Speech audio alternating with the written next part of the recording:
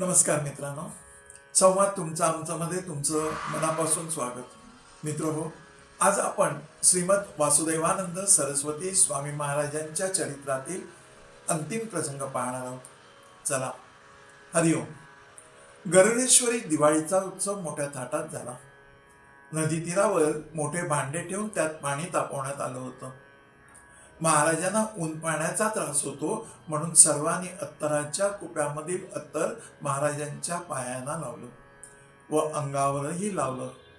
सर्व मंडळींना जोडप्यांना अभ्यंग स्नान घालावयास लावून महाराज ते कौतुक पाहत घाटावर उभे राहिले.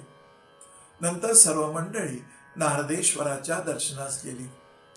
तेथे आलेल्या 15-20 सुवासिनींना खण व लुगडी महाराजांनी देवविली. याप्रमाणे 5 दिवस दिवाळीचा उत्सवही मोठ्या थाटात पार पडला गेला. बडोद्यास एक श्रीमंत बाईचा मुलगा आजारी पडला होता. तिला पूर्वी महाराजांनी जप सांगितला होता. त्या बाईने आपला नौकर पाठवून मुलाची हकीकत कळविली. त्यावेळी महाराज म्हणाले, तिला पूर्वी सांगितलेला जपच तिने करावा, म्हणजे मुलास बरे वाटत जाईल. पण जपास रुद्राक्षाची माळ न वारता स्फटिकाची माळ घ्यावी असे सांगावे. हे महाराजांचे बोलणे त्या नोकराने येऊन आपल्या यजमानीबाईस सांगितले. आपण रुद्राक्षाची माळ जपास घेतो हे महाराजांना कसे बरे समजले असेल असे वाटून तिला आश्चर्य वाटलं. नंतर ती स्फटिकाच्या माळेने जप करू लागली आणि तो मुलगा हळूहळू आजारातून बरा झाला. दत्त जयंतीचा उत्सव. त्यावेळी दत्त जयंतीचा उत्सवही मोठ्या प्रमाणावर झाला. 2-3 हजारावर मंडळी जमली होती. याप्रमाणे रोज अनेक मंडळी दर्शनास येऊन महाराजांच्या कृपेने कृतकृत्य झाली होती. याप्रमाणे क्रम दररोजचा चालला होता. शके 1836 वैशाख महिन्यात महाराजांच्या मूळच्या अतिसार रोगाने उचल खाल्ली व शरीर दिवसेंदिवस क्षीण होत चाललं. हे समजताच महाराजांना आराम पडावा याकरता नरसोबाच्या वाडीस पुजाऱ्यांनी देवावर सतत धार धरली. सतत धारेचं अनुष्ठान सुरू केलं. पण हे महाराजांना समजताच त्यांनी वाडीस कळविलं की उगाच देवाला त्रास देऊ नका, संकटात पाडू नका. हे शरीर आता अल्पावधीतच पडणारच आहे. महाराजांनी तेव्हा देवाला विचारलं, येथील दत्तमूर्तीची व्यवस्था काय परी करायची. देवाने सांगितलं, आम्हाला येथेच गरुडेश्वरी राहायचे आहे. मूर्ती कोठेही पाठवू नये. अशी आज्ञा झाल्यापासून देवापुढे येणारी दक्षिणाही वाडीस पाठवण्याचं बंद केलं गेलं. शेवटी महिनाभर महाराज पडूनच होते, अंथरुणावरच होते. अंथरुण म्हणजे सुद्धा काय, कांबळी, त्याच्यावरच ते झोपत असत. पत्राचेही उत्तर दुसऱ्या कोणातरी कडून लिहून महाराज लिहून घेत होते व ते पाठवत होते. वैशाख अमावस्येस ललित नावाचे उत्तम ज्योतिषी महाराजांच्या दर्शनास त्यावेळी आले. त्यांना विचारताच त्यांनी सांगितले, महाराजांना ज्येष्ठ महिना फार वाईट आहे आणि तो जर निभावला ना, तो जर गेला व्यवस्थितपणे तर मात्र प्रकृतीस आराम पडेल. रामशास्त्री प्रकाशकर, दोंडोपंत कोपरकर इत्यादी मंडळी महाराजांच्या सेवेसाठी तिथे राहिली. महाराज नेहमीच ध्यानात निमग्न बसून राहत. संबंध दिवसातून मोजकीच 10-12 वाक्ये महाराज बोलत असत. केव्हा तरीच पुष्कळ बोलत. त्या स्थानाची काहीतरी व्यवस्था व्हावी अशा उद्देशाने ब्रह्मानंद स्वामीने तेथे एक पंच कमिटी नेमून दिली. या कमिटीत श्री नृसिंह सरस्वती अध्यक्ष म्हणून, रामचंद्र विठ्ठल अधिकारी उपाध्यक्ष म्हणून, परशुराम कुबेदार भट हे कोषाध्यक्ष, अमृतराव पुरुषोत्तम सबनीस, लक्ष्मीशंकर हरिगोविंद दास ठाणेकर, प्रद्युम्नानंद तीर्थ हे असे 3 व्यवस्थापक अशी मंडळी त्यांनी ठरविली होती त्या कमिटीमध्ये. मंडळींनी महाराजांना औषध घेण्याबद्दल विनंती केली, पण महाराज म्हणाले, हा देह तर आता लवकर सोडून जायचे आहे, याकरता औषध घेण्याचे कारणच नाही. शंकराचार्य 32 वर्षे जगलेत, त्या मानाने हे शरीर तर जास्त टिकले ना. या देहाला 2 वेळा तर सर्पदंश झालेला आहे, 3 वेळा महामारी झालेली आहे, 1 वेळा सन्निपात झालेला आहे, 1 वेळा प्लेग, 2 वेळा महाव्याधी, तर 2 वेळा कोड. इतके रोग या देहाला अगोदरच उत्पन्न झालेले आहे. संग्रहणी तर ही कायमचीच ठरलेली आहे. त्यावेळी कोणी औषध दिले होते मला बरे? जन्मापासून ज्या वैद्याला मी धरून आहे ना, तो वैद्य, ते गुरुदेव यावेळी ही माझ्यासोबतच आहे. त्यांची इच्छा असेल तसेच होईल, असे सांगून भीष्माचार्यांनी जेव्हा शेवटच्या वेळी म्हटलेला शोक सर्वांना महाराजांनी म्हणून दाखविला. प्रथम महाराजांचा निर्वाणाचा समय ज्येष्ठ वद्य अष्टमी हा होता, पण त्या दिवशी जाण्याची महाराजांची इच्छा नव्हती. म्हणून महाराजांनी अष्टमी केव्हा लागणार असे विचारले. दुसऱ्याच्या साह्याने महाराज उठून बसले. समाधी लावून 3 तास बसले होते. नंतर देहभानावर आल्यावर महाराजांनी सांगितलं, आजचा हा निर्वाणाचा प्रसंग होता, पण तो योग्य नव्हता, म्हणून तो टाळला. त्यानंतर मात्र दिवसेंदिवस क्षीणता वाढत चालली होती. महाराजा वेदनाही फार होत होत्या. शरीरात उष्णता इतकी वाढत होती की शरीरावर सारखे थंड पाणी शिंपडावं लागत होतं. तरी मुखाने दत्त दत्त असंच महाराज म्हणत होते आणि इतरांनाही दत्तनाम घेण्यास महाराज सांगत होते. सतत दत्तनामाचा जप चालू होता. लांबून लांबून लोक येत होती. दत्तनामाचा गजरात आसमंत गुंगून गेला होता. ज्येष्ठ वद्य चतुर्दशीस दोंडोपंतांना बोलावून महाराजांनी उपनिर्दिष्ट मंत्राचा जप रोज 1200 वेळा करीत जावा असे सांगितले. तसंच गुरुद्वादशी, दत्त जयंती व गुरुप्रतिपदा हे उत्सव करून यथाशक्ती ब्राह्मण भोजन नेहमी घालत जावे असं सांगितलं. त्या योगाने अंतःकरण शुद्ध होऊन कैवल्यपद तुम्हाला मिळेल असे सांगून आपल्या अंगावरची छाटी काढून महाराजांनी त्यांना दिली. दोंडोपंतांचं अंतःकरण सद्गतीत होऊन झालं. त्यांनी साश्रू नयनाने चरणी मस्तक ठेवून तो प्रसाद म्हणून ग्रहण केला. ज्येष्ठ वद्य अमावास्येस फारच क्षीणता महाराजांना आली होती. नरसोबावाडीचे पुजारी आप्पाशास्त्री जेरे यांना जवळजवळ त्यांनी बोलावूनच घेतलं.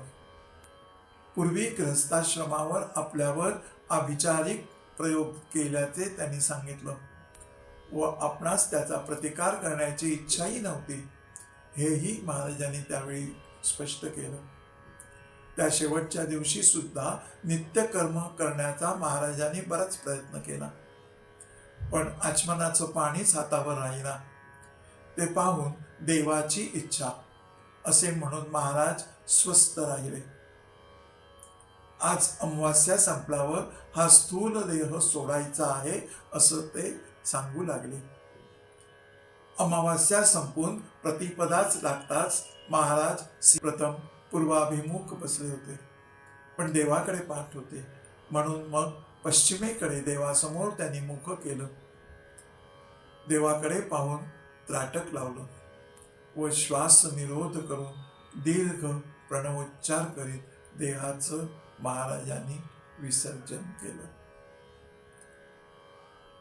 महाराज ब्रह्मरूपी लीन झाले. त्यावेळी आषाढ शुद्ध प्रतिपदा, मंगळवार, आद्रा नक्षत्र, उत्तरायण हे चालू होतं. रात्री सुमारे 11 वाजण्याचा समय होता. सर्वांना गुरुमाऊलीच्या चिरयोगाचं अत्यंत दुःख झालं होतं. सर्वांना हुंके आवरत नव्हते, एक दुसऱ्याला सावरत होता. त्यातच रात्र निघून गेली. काळ रात्र ठरली. सगळीकडे निरोप पाठवले गेले. दुसऱ्या दिवशी सकाळी महाराजांच्या देहावर सर्वांनी पवमान, पुरुष सुक्त, रुद्र इत्यादी मंत्रांनी अभिषेक केला. षोडोपचारे पूजा केली. बेल, तुळशी, फुले इत्यादिकांच्या माळा गळ्यात घातल्या गेल्या व पुष्पासनावर बसून वाजत गाजत तो पार्थिव देह नर्मदा तीरावरती आणला. तेथेही पूजा करून नैवेद्य, फळ, तांबूल, दक्षिणा ही समर्पण केली गेली. दंडाचे 3 तुकडे केलेत. ते त्यांच्या मांडीवर ठेवले. कमंडलूस मध्ये भोग पाडून तो कमरेस बांधला. कलेवर परत वरती येऊ नये म्हणून दोरांनी घट्ट बांधून ठेवलं गेलं. त्या दोरांना दगड बांधले गेले आणि ते परम पवित्र मंगल पार्थिव देह शेवटी नर्मदेच्या जलात सोडून दिला. आणि नंतर सर्व मंडळी श्री गुरु स्मरण करीत परत वरती घाटावर आलीत. मित्र, याप्रमाणे श्री गुरुदेवांचं चरित्र साररूपाने संकलित केलं व त्यातून काहीसं थोडंसं पण महत्वाचं असं काहीतरी सांगण्याचा महाराजांच्या छत्राखाली ते सुद्धा संकलित करून सांगण्याचा मी प्रयत्न केला आहे. श्री गुरुचरणी समर्पित हो, हीच माझी इच्छा, हीच प्रार्थना. इदम न मम. पहा, आपल्याला कितीही झोपून राहण्याचा, बिछाणावर लोळत पडून राहण्याचा विचार जरी असला ना, तरी कधी ना कधी तर उठावं लागणारच असतं. आणि त्यातून अंगावरती ओढून घेतलेलं पांघरून काढून टाकल्याशिवाय उठणं हे तर शक्यच नाही. खरंय ना? दुसरं ज्ञान घ्यायचं असेल, आपल्याला दुसऱ्या ठिकाणी जायचं असेल, दुसऱ्या विश्वात जायचं असेल, तर पहिलं हे सोडावंच लागणार असतं.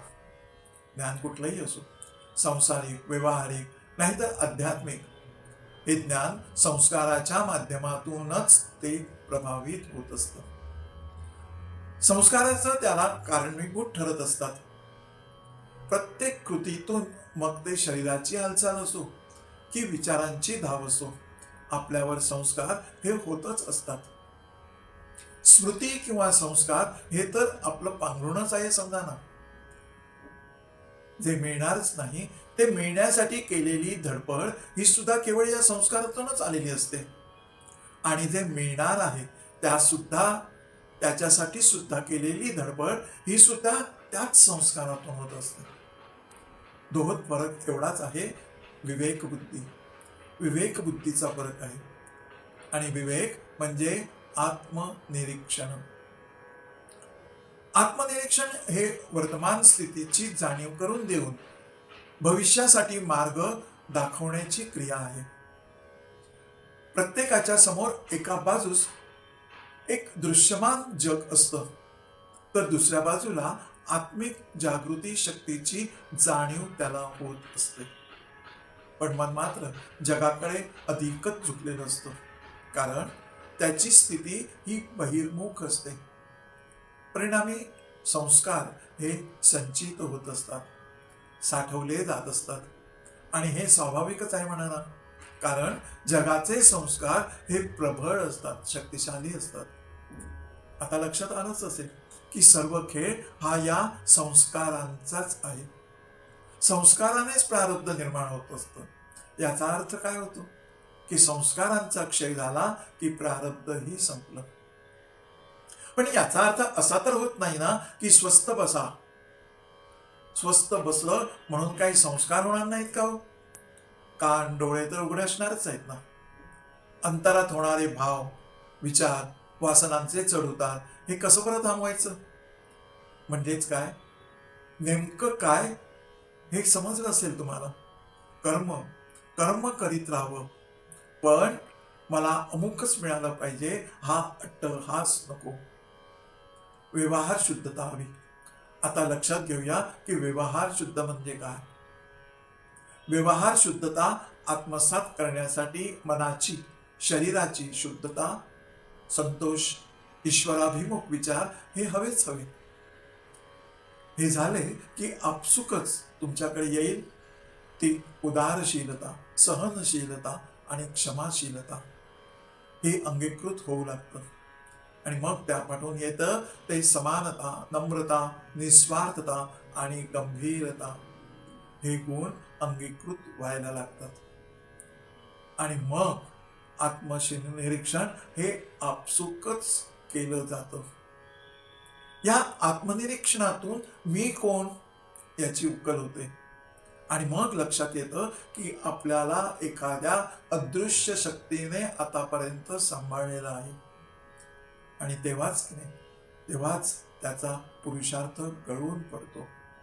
भय, संकुचितता आणि गर्व हे सारं गळून पडलेलं असतं. त्याच नंतर समर्पण हा भाव प्रगट होतो. पण काय गंमत आहे ना, तरी तो भाव पूर्ण नसतो बरं का. म्हणजे आपण अर्धवटच असतो आणि ही स्थिती बहुवर्षही राहू शकते. म्हणून साधकाने उपासना सुरुवात केली म्हणजे तो पूर्णत्वाला जाईल असं मात्र नाही.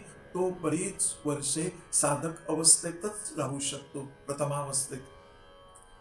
त्या अपूर्णतेतच जर एखाद्याने देह सोडला तर तो तिथूनच पुन्हा सुरुवात होते.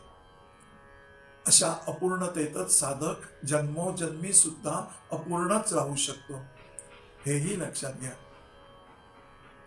जोपर्यंत पूर्णत्व संपूर्णपणे समर्पण होत नाही ना, जोपर्यंत देहभाव क्षय होत नाही ना, जोपर्यंत जीवाच्या परमात्म्याचा हा द्वैतभाव संपत नाही ना, तोपर्यंत अपूर्णच राहिलेलं असतो. द्वैत संपणं हे शेवटचे संस्कार आहेत. हेच अंतिम संस्कार जीवावर झाले तरच आपण चैतन्यमय शक्तीच्या जवळपास पोहोचू शकतो. लक्षात घ्या मित्रहो, आतापर्यंत आपण महाराजांच्या चरित्राचा आढावा घेत असताना प्रत्येक वेळी थोडक्यात पण महत्वाचं पाहत आलेलो आहोत. यातूनच आध्यात्मिक मार्गावर नक्कीच पादाक्रांत होऊ हे निश्चित. श्री गुरुचरणारविंदार्पणमस्तु. श्री गुरुदेव दत्त.